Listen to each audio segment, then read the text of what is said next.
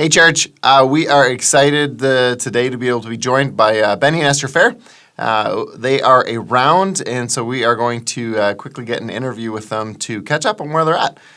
It has been 2 years. It has gone incredibly fast since we sent them off. And so very, very cool to have them back around, to see them healthy and happy and wonderful.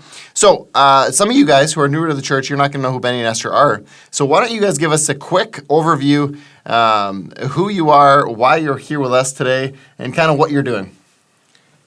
Go ahead. So I grew up here in the church. This was my home church. Since I was 5, I've lived in the Canada area. Kind of went to Mexico for a little while, but we got married here. So for 15 years, we've pretty much been around here, and probably the last 13 that we've been at Mount Salem, except for the last 2 years. So God called us to Bolivia, and so 2 years ago we went there, and we've lived there ever since. And so we live in the San Jose de Chiquitos area, and our main ministry is with Old Colony Mennonites, and so with Low German-speaking people. And so our main work is radio work. Awesome. So you mentioned something that you felt like God called you, and that's where I want to kind of start, because we kind of affirmed, so part of the process of sending Benny and Esther to Bolivia, so they're there officially as missionaries through the conference that our church is associated with. Part of that process was you guys really feeling called. And so I'm curious, and we're 2 years in. For you guys, this was a massive process. This meant you leaving a good job. It meant you giving up your business. It meant selling a house. It meant pulling the kids out of school. This was a huge decision for you guys. Yeah. And so now we're 2 years in. What has that been like in specifically, because Christians often struggle with this idea, is God actually speaking to me?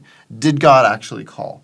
But you guys really feel called authentically. I mean, so how has that journey been like? Maybe talk specifically about what that's been like over the last 2 years in how that calling has been lived out. And maybe, do you still feel called? When I think regarding on the question that you're asking is, like, do we still feel called to do that?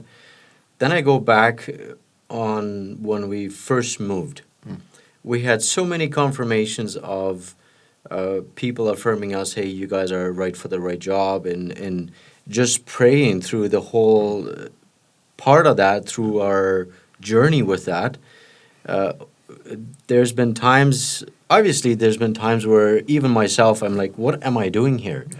First of all, because there was nobody there that really helps us on saying, oh, this is what you need to do now. This is the button you need to press now that the radio is going to work. Yeah. Going in there with all this, I never went to schooling for radio, which is, I think it's okay. Yeah. But God, we just felt that God could use us who we are and how we are.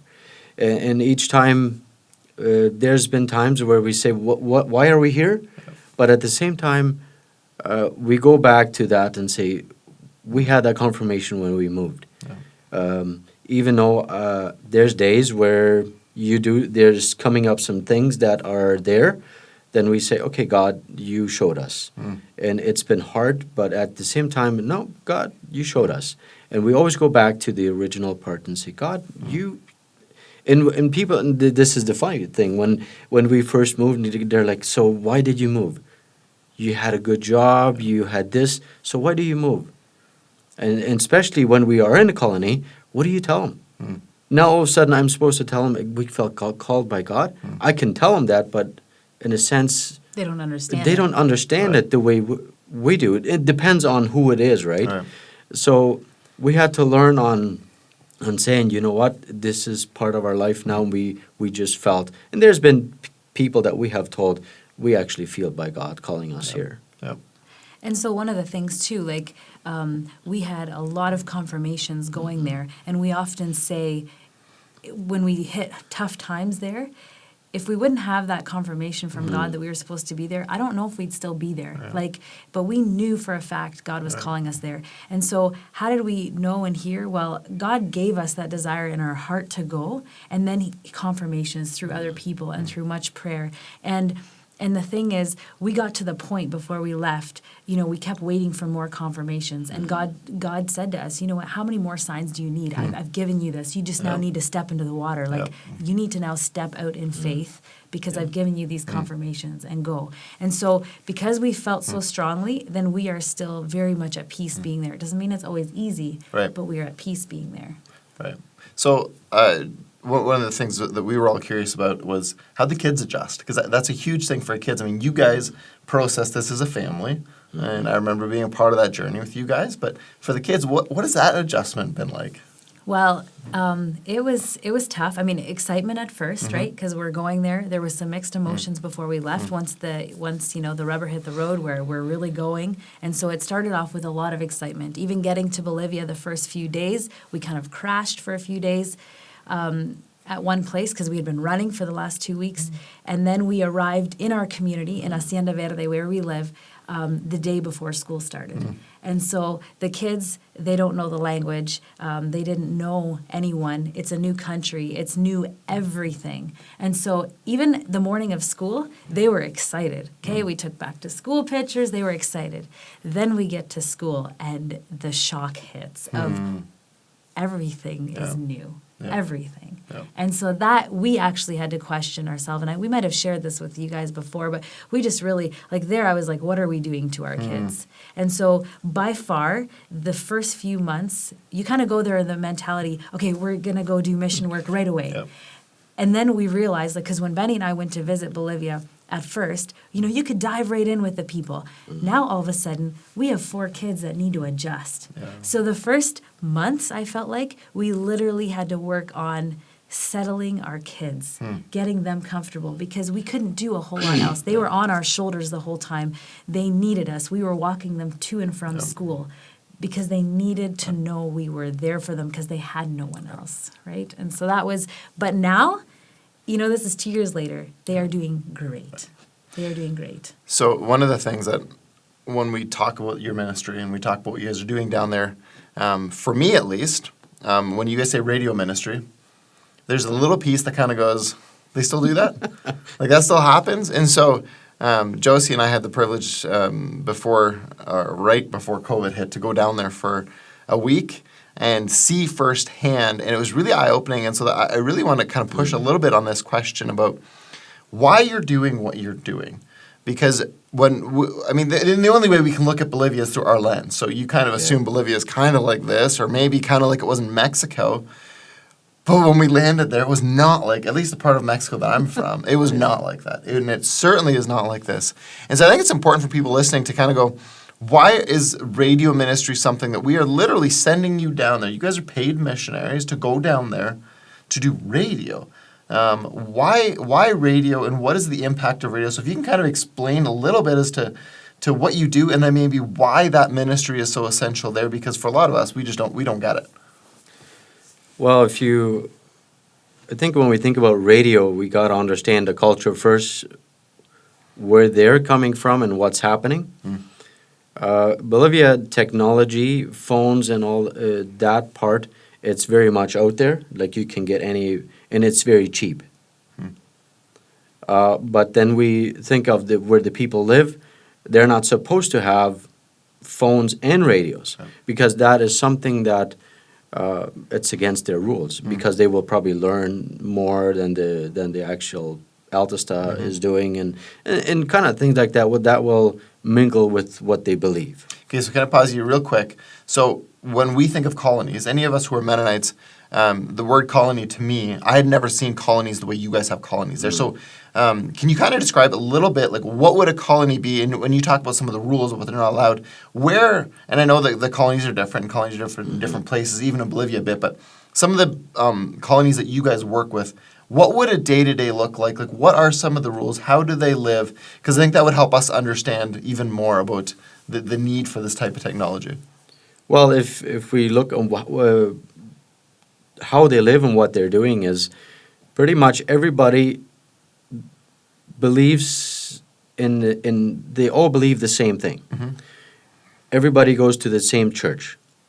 If I were to move into the colony, I can't because I'm not from them. So you can't bring that in. So a typical farmer, cows, that's how they what they do for a living. Um, It's the- a very routine life. Like they get up every morning and it's working. It's being hardworking. That is very much an ethic.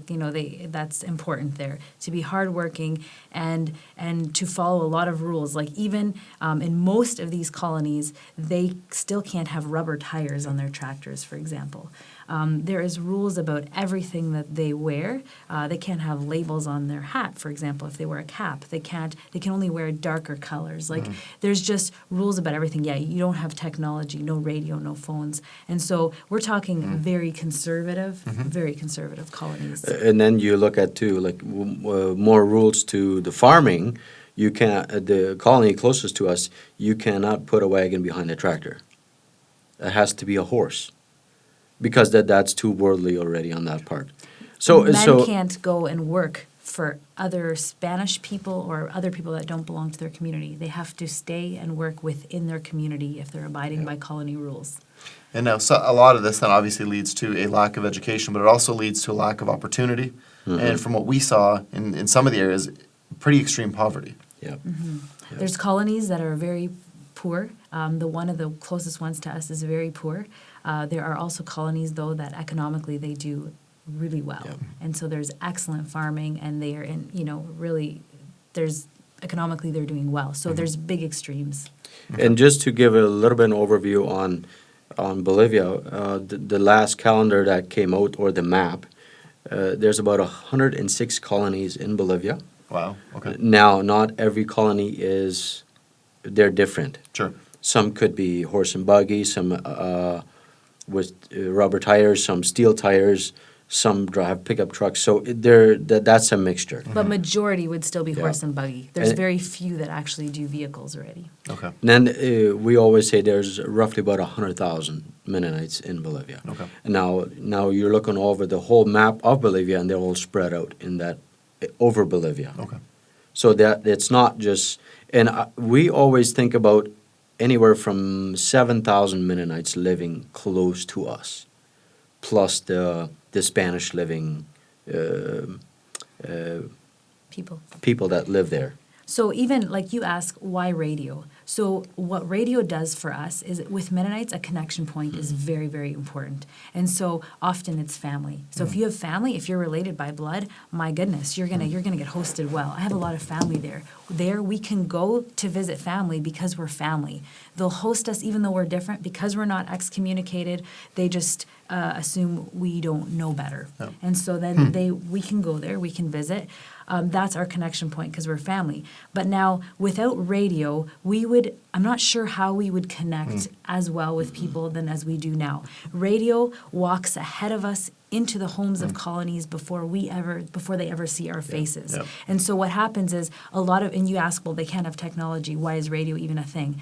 They want technology, and a lot of them do it secretly. A lot of them have a desire to grow spiritually or have a hunger for something else. Maybe they don't even know what they're hungry for, but Right. there's this desire for something to fill a void. And so they'll listen to radio secretly, and so we can get into their homes like that, and all of a sudden they start contacting us, or somehow we can make a connection, and they already know us to a point, because we have programs where we talk a lot about our personal life, our family life, and so they feel like they get to know us, and then they let their guards down to actually, we can build relationship with them. And a big part of that whole thing, like, there's a lot of rebellious against to the rules they have.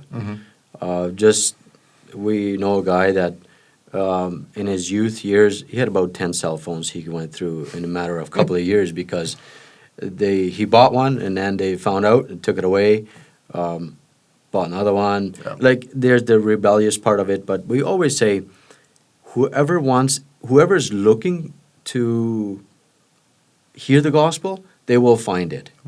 So is it against the rules and all those things? And we know people that have secretly listened to the radio in bed at night. Under their covers. Under their covers, because they want to hear the message, the boodschap for the evangelium. Like, they would pre-record if they had company, and then in bed they would listen to the gospel. So those are the things. But also, going to the other side of it, technology, we know what it can do, and with matter of buttons, you can be anywhere. Yeah. So youth, in that matter, or also men that are married, they will do crazy things with the phones as well. So there's both sides to that. Yeah. And the other thing is, you might ask, well, if they have phones, why is radio still important then? It's important because most of these colonies do not have cell service. So even if they do have phones, they can only use them where they have service. So if they're at home, they can't go on their phones. There's nothing they can do. There's no service. So, but they can turn on the radio because our radio station reaches them. Right. So, and even with that, we have a budget at the radio. I buy radios. And then when we go into the colonies, I will always make sure that we have some in the vehicle. Mm-hmm. And if we see somebody or know that they would use it, then we actually sell them for a way cheaper price than we buy them.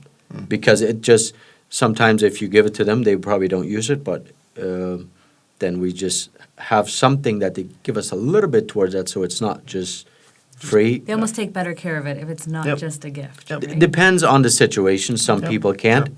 Then you kind of weigh it out and give or take a little bit, and then you go from there. One time we came from Santa Cruz, and there was I think about 5 guys on the road with their.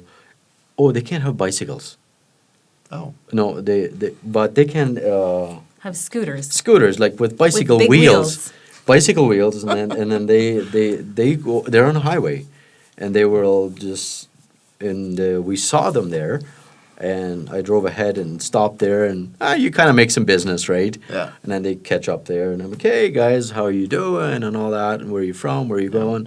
And we gave them radios. Mm-hmm.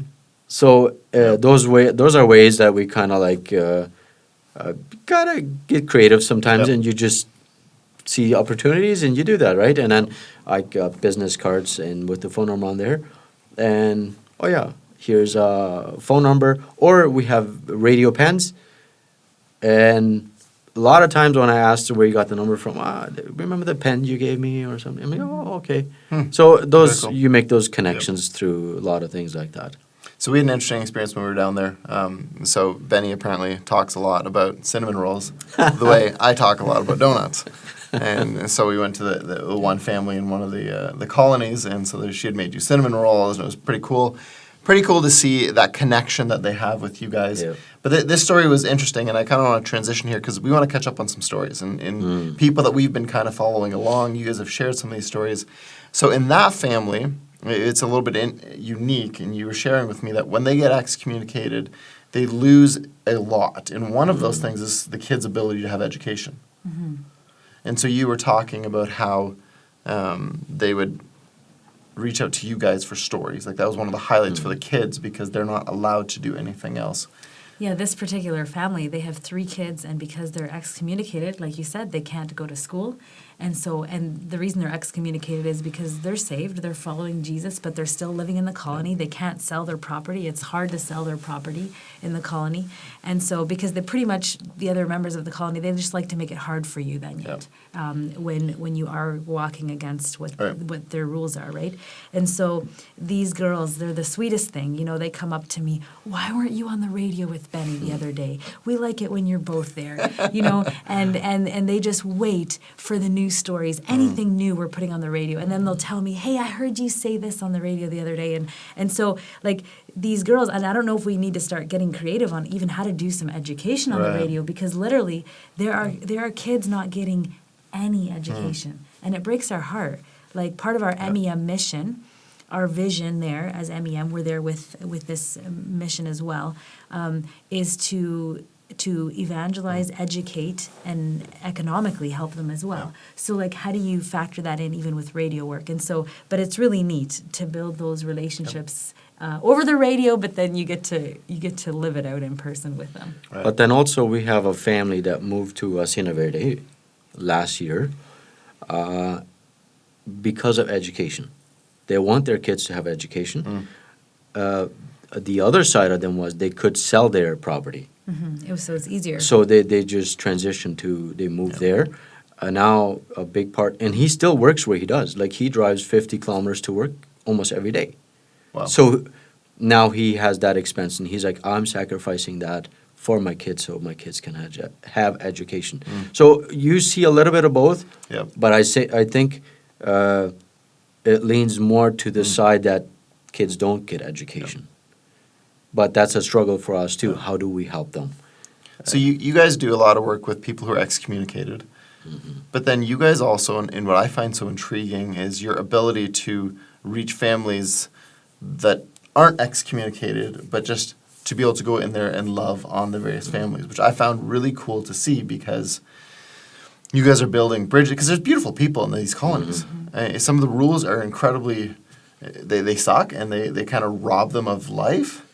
But that doesn't mean the people that are there, even the Altista, even the guys running the show, aren't necessarily terrible people. But you're just kind of stuck in this way of life, and that's how you've always done it, and that's just whatever. That's where they are at. And so one of the families that we met had a son who was paralyzed. And so as you guys were giving some updates, so I know we've been talking a little bit about Valm, and I'd be curious because there's a tension, because the Altista also don't want to get excommunicated for doing certain things. So talk a little bit about Valm, how he's doing, but also how you manage that tension of being outsiders, of trying to love people, but also the risk that if they get excommunicated, like that's huge for them. That's loss of finances, that's loss of everything, but you're still trying to love them. What's that like? This particular family we have been working with, like you were saying with Valm, it's been very unique, hard. Oh, the mixture of everything, because now how do you help them? Because they're so afraid of things. But one thing that helps us very much, that we're not utgeslån, we're not excommunicated. Because there was a guy that was kind of helping them in our team that we are to help them. And then they told us directly, like, we don't like him because he's excommunicated. So hey, let me give a bit of backdrop for people who don't know. So Valm was a teenager. They were goofing around in a barn the one day. He fell. Broke one of the upper vertebrae, so paralyzed from the neck down. So that's if you're not sure, that's who we're talking about. There was with him particularly, the family didn't have money to go get him the proper care that he needed. With the problem he has, the big nerve is pinched or was pinched. And if you don't get medical help with that in 48 hours, it's too late pretty much. And now he's been, I think, is it almost 2 years now that he's been paralyzed now. And they got help. They got a lot of funding. They went to a specialist in Brazil. And again, they did a lot of x-rays and research on how to help this boy. But pretty much they told him this upper body, probably his hands and everything, could work if they would do physio. We're talking $80,000 that they got, but how do people like that don't know how to handle that type of money? Right. So what we did is we formed a group that handles the money and trying to help this family in that part. But see, even like you ask, how do we relate then to these people? Like, it takes a lot of patience, because we have to have patience with them that they're not going to see things the way we see things. Right. And so the good thing is God has given us a love for the people we're working with. And I think that goes beyond a lot of that, because we love them. Do we always agree with how they think? No. But we love them. And the thing is, it takes a lot of patience and coming at it at different views. You're posing questions, and sometimes we would have liked to see Valm have different care already, but you can't push that. Right. And so you take the little baby steps you can. And so right now, Valm is in a home right now. He's still in the colony, but he is getting some physiotherapy, some of the things he needs from clinics that we would have recommended to them. And so we're just praying that God continues to work in his life, and even does a miracle maybe. Like, Right. we don't know Right. what God's going to do, because they basically said it's impossible for him to walk. But again, God is in the business of impossible. Right. And so we're just praying that God is going to do something there spiritually too. Like there is a hunger spiritually. He's recently been saved. Does he quite know what all that means? No. And because he's surrounded by people that don't, believe the same, he can't just grab a Bible and read for himself because his hands aren't working. Like, there's no way he can do that stuff if he's not surrounded by people who are also Christians. And so we just continue praying for him and his family. And it's funny when the doctors all that have seen him, they all say he's never going to walk. But when the physio is doing physiotherapy with him, when he is working with his feet, he has feelings in there. So then you're like, okay, from what every doctor says, but from what we are seeing and the reaction on that, we don't know. Like our kids pray for him every day. So again, like Esther was saying, we don't know what God is going to do. Right. But God has done a lot of things through the boy already. And we hope and pray and that maybe one day he's going to walk. Well, and that's one of the things that I really enjoyed being down there is watching how much you actually love the people. And I think one of the things that people are very defensive about missionaries for is that, well, it's that whole thing. If you come in, you show them how to live because you're better and you know everything. And it was really neat to see the MEM approach. And that you guys, when we went out there, people just loved you guys. And you loved on them. And you weren't forcing anything down anyone's throat. And just authentically caring. And I think that it was beautiful. Again, we're living in a time now where hatred seems to come very easily. And in our area here, there's a lot of divisiveness. And you guys were dealing with people who see you completely different. And in fact, not just see you differently, but there's a risk to your own personal safety every time you guys share the gospel. And some of those stories, you guys, they're private stories, but there has been a risk. And you guys have faced risk to your own personal lives. But through it all, you guys really show a love that I think speaks volumes. And I think you guys had a story that I wanted you guys to share. Somebody recently had connected with some of your family in different places and talked about that it was the love that they saw that was different. Now, that's not to say that there's not love in the colonies.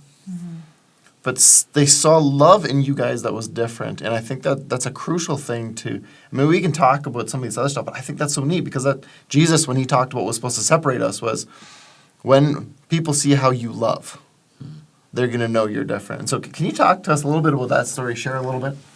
Yeah, so it was actually a cousin of mine. And so my whole family, and I have a lot of family in Bolivia, but they were strangers to us before we moved to Bolivia. And so we have just been getting to know them. But this cousin of mine had traveled to Mexico with his wife and had visited my siblings there. And he was hungry already spiritually. He was also looking for something. He was searching. But so he was open to actually go to church with my siblings and just take part in their lives as they were there. And so now, when he came back from Bolivia, we got to meet them. And at his dad's funeral, actually, so it wasn't great circumstances, but that's where we started building a relationship with him and his wife and his family. And as we are getting to know them, he says, you know what? I experienced a love, exactly like you said, with your family members out in Mexico that I had never felt before, and you guys have that same love. And so fast forward now a little bit, this was, a year ago when we met him, actually just more than a year ago already, maybe close to a year and a half ago. He now has gotten saved. His wife is not completely on board yet, but he's on fire. He is like, like a little baby thirsting for milk, like who just has to have its milk because it'll scream. This is him. That's how hungry he is for God's word and just to soak it in. And so he's overflowing. He's sharing with his family. And his family was at first, what's Dad doing? You're crazy, right.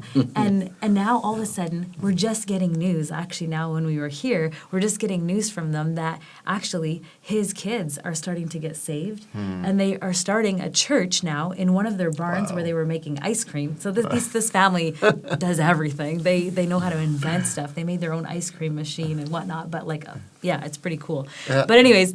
They are starting a church now, and the backlash that they are getting from their community is insane. There was a comment that somebody had made in their community that said, we need to pour gas on this guy and light him up. That's crude, but that's the reality. Yep. But you know what? You would speak to my cousin right now, and he would say, this is the best time of our lives. It's not easy. Yep. But he is so pumped to see his kids seeing the light, and he is he is just wanting more. And he's like, I am done. Like, he's like, I can never go back to the colony system. Like, I can see. He's literally like feeling like he was blind, but now he can see. So That's it's pretty amazing. cool. Yeah. Very cool. We are going to run out of time here, but one story we want to check in on. You guys had a little Yohan at your house for a while. One of the things they did this was fairly early on for you guys too, right? You guys hadn't been there that long. It was in April. We got there in February and in April. So in April, they parents were going to rehab, and you guys ended up starting your own little foster thing. So you had them there for a couple of months. So have you stayed in contact? How are parents doing? How's John doing? And then lastly, it would kind of, because I'm curious, because I've heard your kids talk about this time. What was that like? Because it was so early. And I mean, they really dove right in. Okay, this is what life is going to be like here. Talk to us about that too. Well, Yohan, when we started that, we had the kids involved. We asked them if they were on board, and in one of the comments, I can't remember which one of our kids said that, but they said we have to. So right away, they were on board with us doing that. And we had our moments with him during the time where he didn't want to eat certain things, but we had him to. Well, we didn't make it. We took him in as one of our kids. Yep. So the same kind of rules we had for our kids, like he had to come in. But then when the parents came home, it was very neat to say to see how the parents had changed. How that all worked, and where he was alcoholic and all of the above, right? And they came home, and he was so on fire, like in the farming, like he's working, and he's like even now they're in a very good place. They actually have another kid now, and even with Yohan, we are in contact with the family. We see him not every day, but we stay in contact. They come to church. We see Yohan. And as always, when he was at our place, his love language is touch. And there's times he still comes to us and he just wants to give us a hug or something like that. And we were invited at his parents' place for lunch that one day. And it just was neat to see how our kids connect with their kids. And what's also neat is like this family is not rich, okay? And so to see him come out of his alcoholism, and now he's putting money, he's being careful with their money. And they have little, but they're being good stewards of seeing how we can continue to make money. And just the coolest story is our kids, anyone that goes to school in Bolivia gets 200 Bolivianos at the end of the school year just for going to school. So each kid gets a little bonus at the end of the school year. And so that's equivalent to 40 Canadian dollars approximately. And so the kids get pretty pumped about it's called Juancito Pinto. And so it's even a cool name. I know, it's a pretty exciting name. And if my kids are watching, no, you're not getting Juancito Pinto, all right? Well, you did pretty good. But anyways, and so what this family does, okay, so you would think in our world, okay, let's think American. What are our kids going to do? Oh, for $40, I'm going to go buy the next new toy. I'm going to buy something I want, and I'm going to spend it, right? Most kids would. Well, these parents have talked to these kids. You know what? If you guys would put at least one person's Juancito Pinto money to buying a pig, this is you can invest, okay? So they went and bought a little piglet. You can buy a little piglet for like 20 Canadian dollars. They bought a piglet. They've been raising this pig, okay? And so this pig was now big enough to sell. They sold the pig. They were able to buy a calf. And so they bought a calf, and now it was mid-size already, the calf. And what do cows go for? Do you know? Anywhere from $300 to $600. Oh wow! Okay. So the parents are teaching their kids now good stewardship of, you know what, if you guys do this with your money, we're going to put it in savings for you guys, and you can already start saving, because they seen how hard they had to start, and now they're actually teaching their kids this. And I was like, wow, maybe we need to learn something from them. Like, maybe our kids don't just need to go blow it on a toy that they would like, but what is actually something that they could learn and be responsible for, and see that, oh, this is how I can actually, like, make money multiply, right? So it's neat. That's very cool. We bought 2 pigs. You bought 2 pigs. Yeah, Okay. so All right. we're trying. We're getting there. All right. I like But it. going back a little bit with the dad, they're just recently, just before we left, I think it was in October, they went through a hard time. Everything was seeming to breaking, or everything went wrong. And then he fell back a bit. Yep. Not to the extreme, but I think he realized where he used to be when he did that. Yep. And he got help Mm-hmm. just immediately. And just before we left, I talked to him yet. And I'm like, so how's things going? And he told me flat out what he did. That's awesome. He did smoking and had been drinking a little bit. I don't think too much. But he's like, I got some help. And that's part of me is like, he's trying. Yep. But also, we always know that the other side is there, like where Yep. Satan is working, Yep.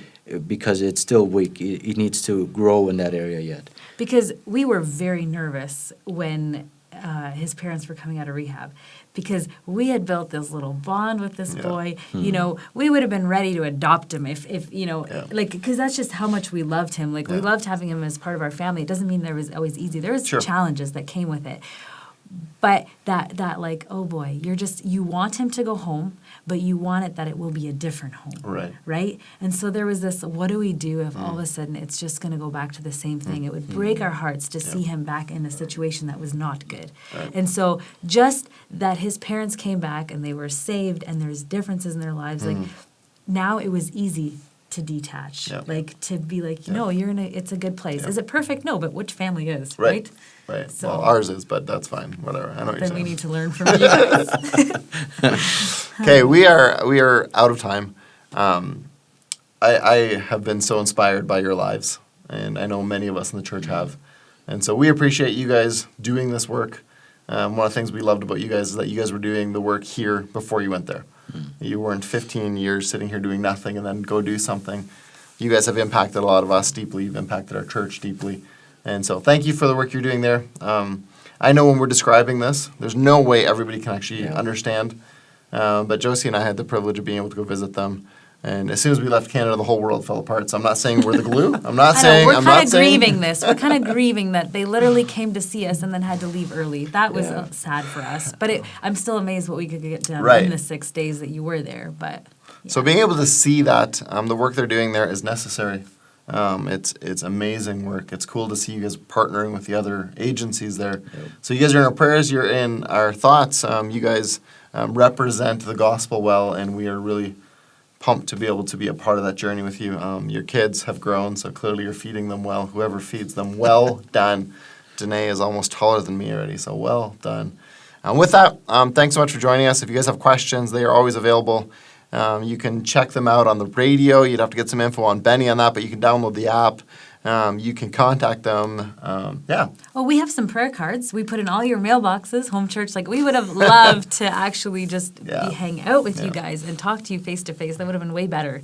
But the prayer cards are there. It's some information, contact information if you want to get in contact with us. So, yeah. Well, thank you so much for your prayers.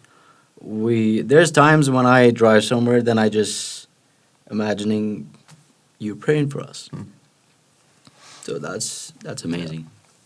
Good thing you started crying at the end here because we can cut it off because I don't want all three of us just crying here. So. Awesome. Have yourselves a great day. Thanks for joining us.